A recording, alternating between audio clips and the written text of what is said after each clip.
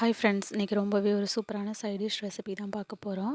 இதுக்கு நான் இன்றைக்கி முருங்கைக்கீரை வச்சு தான் செய்ய போகிறேன். வாங்க எப்படி செய்கிறதுன்னு வீடியோக்குள்ளே போய் பார்க்கலாம். ஃபஸ்ட்டு இந்த ரெசிபிக்கு தேவையான மசாலா ரெடி பண்ணிக்கலாம். அதுக்கு நான் 2 மீடியம் சைஸ் வெங்காயம் கட் பண்ணி எடுத்திருக்கேன். இது கூடவே ஒரு சின்ன துண்டு புளி சேர்த்துக்கிறேன்.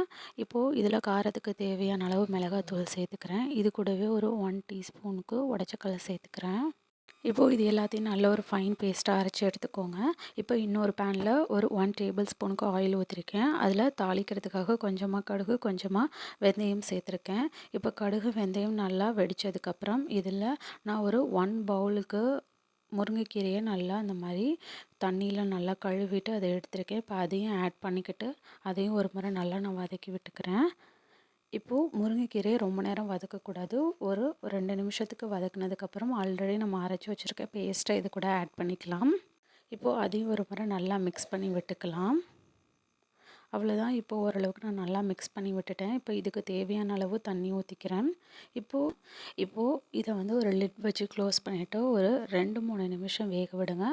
ரொம்ப நேரம் நம்ம கொதிக்க விடக்கூடாது. முருங்கைக்கீரை சேர்த்துட்டு ஒரு 2-3 நிமிஷம் தான் நம்ம கொதிக்க விடணும். இல்லைனா கீரை ரொம்ப கசப்பாக ஆரம்பிச்சிரும். அதனால் ஒரு 2-3 நிமிஷம் கொதிக்க விடுங்க.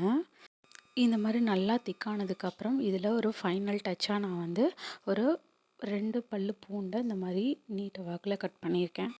இப்போ பூண்டு நல்லா உங்களுக்கு கலர் சேஞ்ச் ஆனதுக்கப்புறம் இதில் கொஞ்சமாக நான் பெருங்காயத்தூள் சேர்த்துக்கிறேன். கலருக்காக கொஞ்சமாக நான் மிளகாத்தூள் சேர்த்துக்கிறேன். மிளகாத்தூள் ஆப்ஷனல் தான், தேவைன்னா சேர்த்துக்கோங்க.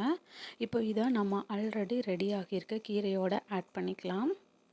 அப்போது உங்களுக்கு இன்னும் கொஞ்சம் வாசமாகவும் நல்லாயிருக்கும் சாப்பிடும்போது. அதுக்காக தான் நான் சேர்த்துருக்கேன். உங்களுக்கு மிளகாத்தூள் ஆப்ஷனல் தான், தேவைன்னா சேர்த்துக்கோங்க. இப்போ ஒரு முறை எல்லாத்தையும் மிக்ஸ் பண்ணி விட்டுக்கலாம். அவ்வளோதான், ஒரு சூப்பரான சைட் டிஷ் ரெடி ஆகிடுச்சு. நீங்களும் ட்ரை பண்ணி பாருங்கள். ட்ரை பண்ணி பார்த்துட்டு உங்களோட கமெண்ட்ஸை சொல்லுங்கள். தேங்க்ஸ் ஃபார் வாட்சிங். DD Shine recipes and tips சேனலை லைக் பண்ணுங்கள், ஷேர் பண்ணுங்கள், சப்ஸ்கிரைப் பண்ணுங்கள். பாய்.